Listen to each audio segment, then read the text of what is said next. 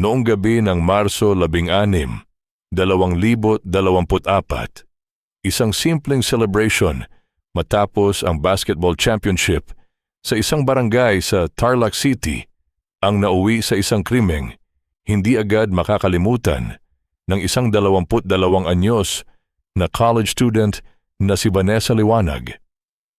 Si Vanessa ay isang graduating student sa isang local college sa Tarlac. Kilala siya sa kanilang barangay dahil madalas siyang napapanood bilang muse sa mga basketball league. Mahinhin siya, palakaibigan, at malapit sa mga manlalaro ng liga. Pero may isang bagay na hindi alam ng kanyang mga magulang. May boyfriend na pala si Vanessa. Ang pangalan nito ay Marco Aquino, 23 anyos, at graduating student din.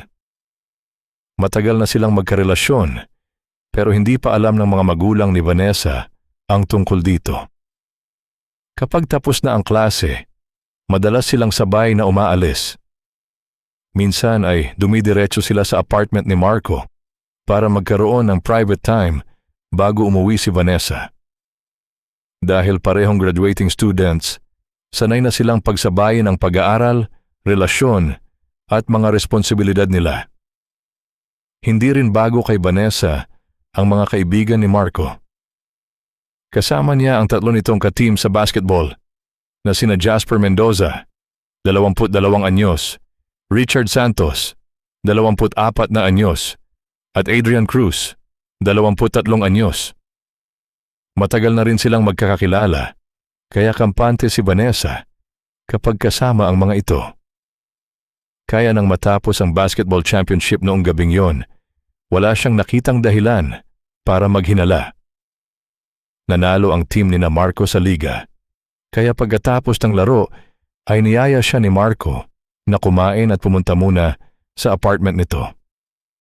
Kasama rin daw ang tatlo niyang ka-team para mag-celebrate. Pumayag si Vanessa. Bandang 8:30 ng gabi, bumili sila ng pagkain at ilang bote ng alak bago pumunta sa apartment ni Marco sa isang residential area sa Barangay San Roque, Tarlac City. Pagdating doon, normal pa ang lahat. Kumain sila, nagkwentuhan tungkol sa naging laro, at pinag-usapan ang pagkapanalo nila sa championship. Masaya ang atmosphere at walang ipinakitang kakaiba ang apat na lalaki. Makalipas ang ilang minuto, nagsimula ng uminom sina Marco, Jasper, Richard at Adrian. Hindi uminom si Vanessa. Sinabi niyang ayaw niyang malasing dahil kailangan pa niyang umuwi. Habang tumatagal ang gabi, ilang beses na rin niyang tinitingnan ang cellphone niya. May mga mensahe na mula sa kanyang mga magulang. Alam niyang naghihintay na ang mga ito sa bahay. Bandang 10:30 ng gabi, sinabi ni Vanessa na kailangan na niyang umalis dahil gabi na at siguradong hinahanap na siya ng kanyang pamilya. Hindi siya agad pinauwi ni Marco. Sa halip, sinabi nitong sandali lang at kumuha muna ito ng maiinom para kay Vanessa. Pumunta si Marco sa kusina at ilang sandali lamang ay bumalik na may dalang baso ng soft drink. Ibinigay niya iyon kay Vanessa. Walang alam si Vanessa na may mangyayaring masama sa kanya pagkatapos noon. Ang hindi niya alam, nilagyan pala ng gamot na pampatulog ang soft drink na ibinigay sa kanya. Ilang minuto matapos niyang inumin ito, bigla niyang napansin na parang nagbago ang pakiramdam ng kanyang katawan. Nahilo siya at nanghina. At sobrang antok ang biglang dumating sa kanya kahit hindi naman siya nakainom ng alak. Sinabi niya kay Marco na ihatid na lamang siya nito sa kanto para makauwi. Pero walang malinaw na sagot si Marco. Habang nakaupo si Vanessa, lalo siyang nanghina. Parang bumibigat ang kanyang katawan at hirap siyang panatilihing bukas ang kanyang mga mata. Sinubukan niyang tumayo. Hindi niya kinaya. Unti-unti siyang nawalan ng malay. At nang tuluyan ng mawalan ng malay si Vanessa, doon nagsimula ang tunay na krimen. Sa halip na tulungan siyang makauwi, nanatili siya sa apartment kasama ang 4 na lalaki. Hindi nagtagal, sinimulan nilang pagsamantalahan si Vanessa habang hindi niya kayang ipagtanggol ang sarili. Paminsan-minsan ay bahagyang nagigising si Vanessa. Malabo ang kanyang paningin at hirap siyang maintindihan ang nangyayari. Nakikita niya ang mga taong pamilyar sa kanya. Kasama roon ang sarili niyang boyfriend.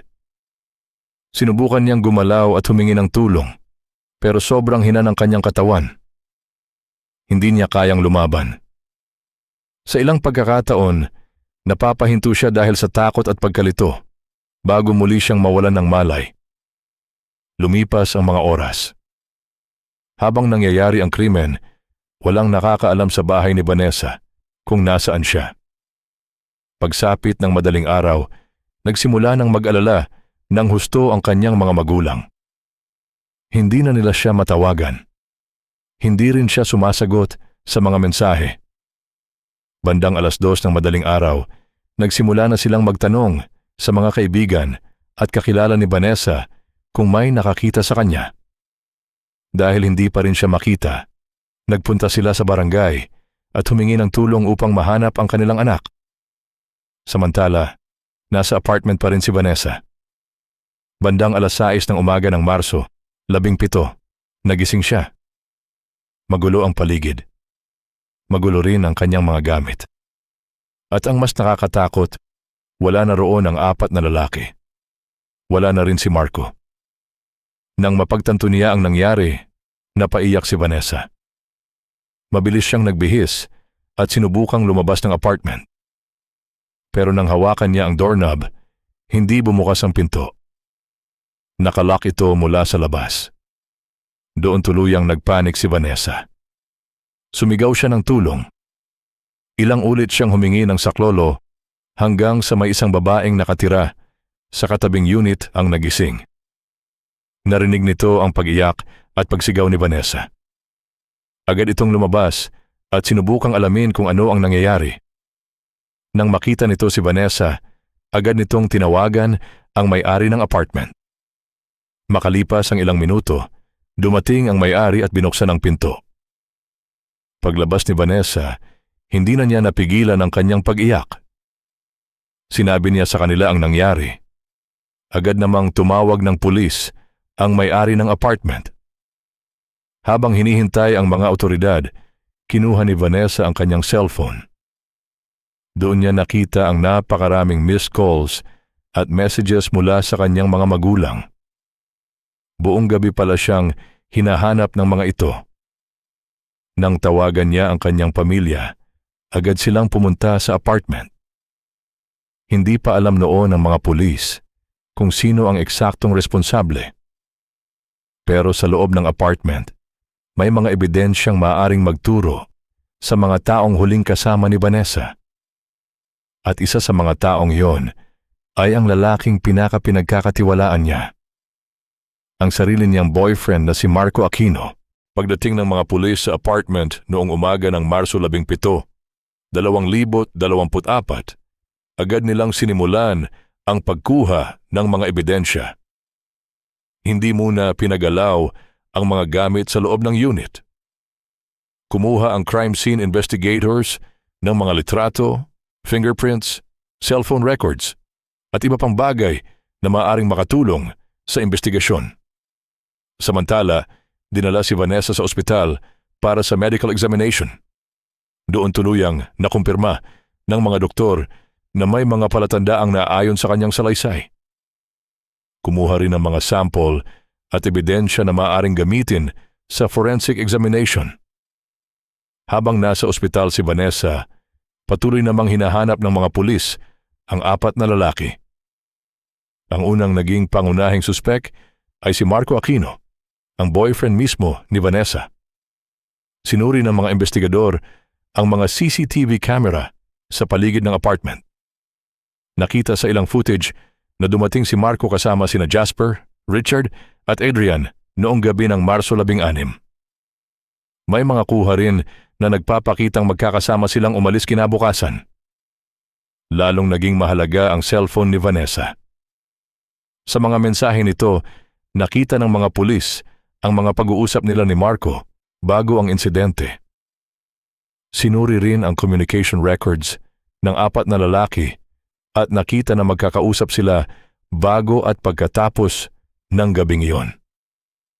Habang lumalalim ang investigasyon, nakakuha rin ang mga pulis ng impormasyon tungkol sa posibleng kinaroroonan ni Marco. Makalipas ang ilang araw, Marso 20, natuntun siya sa isang inuupahang kwarto sa Barangay Balibago, Angeles City. Doon siya inaresto. Pero habang isinasagawa ang paghahalughog sa lugar alinsunod sa legal na proseso, may isa pang bagay na nakita ang mga otoridad.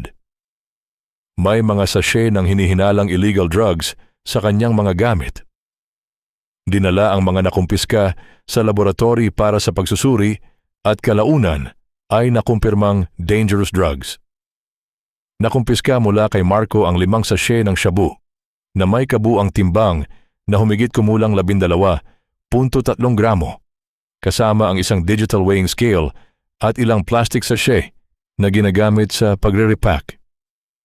Dahil dito, bukod sa kasong rape, naharap din si Marco sa hiwalay na kaso sa ilalim ng Republic Act numero 9,165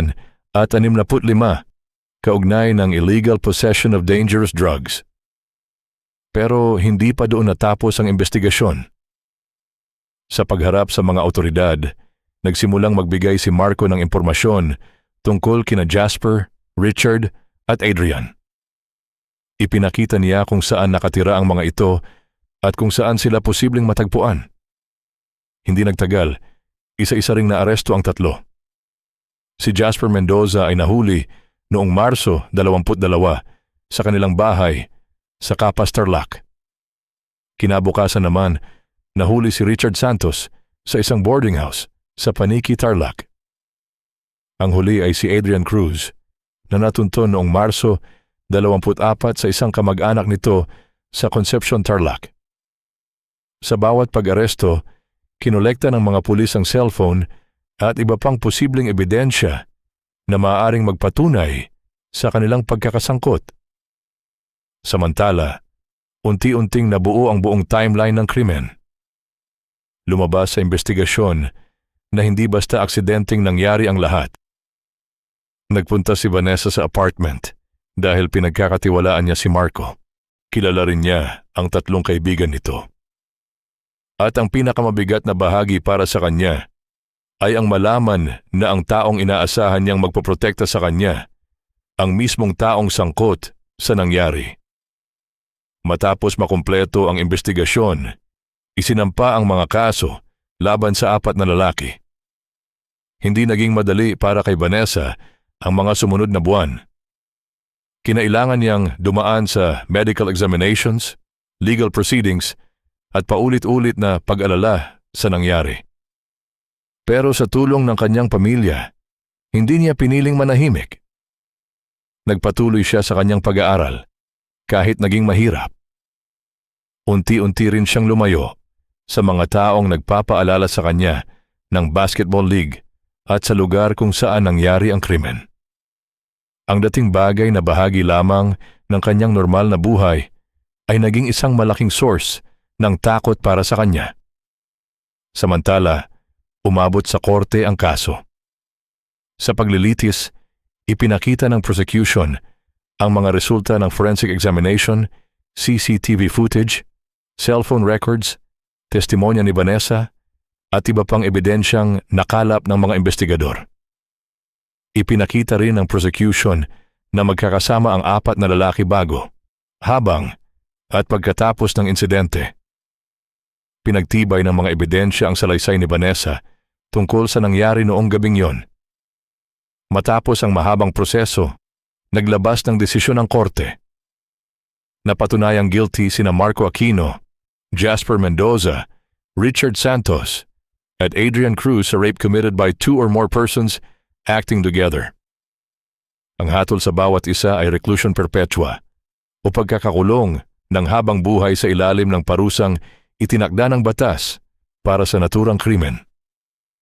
Para kay Marco, may hiwalay pang kaso tungkol sa illegal possession of dangerous drugs. Ang parusa sa drug case ay nakadepende sa uri at dami ng nakumpiskang droga. At sa kasong ito ay base sa 12.3 gramo ng shabu na napatunayang pagmamayari at kontrol niya. Sa huli, hindi na nakabalik ang 4 sa dating buhay nila. Ang basketball team na dating ipinagmamalaki nila ay tuluyang nasira ang pangalan. Ang mga kaibigan nila ay lumayo. Ang kanilang mga pamilya ay humarap sa malaking kahihiyan at problema dahil sa kasong kinasangkutan nila. Pero para kay Vanessa, hindi lang tungkol sa pagkakakulong ng 4 ang pagtatapos ng kwento. Ilang taon matapos ang insidente, natapos niya rin ang kanyang pag-aaral. Hindi naging madali ang pagbabalik sa normal na buhay, pero unti-unti niyang nabuo muli ang kanyang confidence. Naging mas maingat siya sa mga taong pinagkakatiwalaan niya, pero hindi niya hinayaang ang nangyari ang tuluyang magdikta sa kanyang kinabukasan. Ang gabing nagsimula bilang simpleng selebrasyon ay nauwi sa isang krimeng nagbago sa buhay ng maraming tao. Pero kahit gaano kabigat ang nangyari, nagpatuloy pa rin sa buhay si Vanessa. At higit sa lahat, hindi niya hinayaang ang krimeng ginawa sa kanya ang maging buong pagkakakilanlan niya. Ang pinakamalaking aral sa kaso ni Vanessa ay hindi lahat ng taong malapit sa atin ay tunay na mapagkakatiwalaan. Minsan, ang taong pinakakilala natin ang siya ring taong hindi natin inaasahang gagawa sa atin ng karahasan.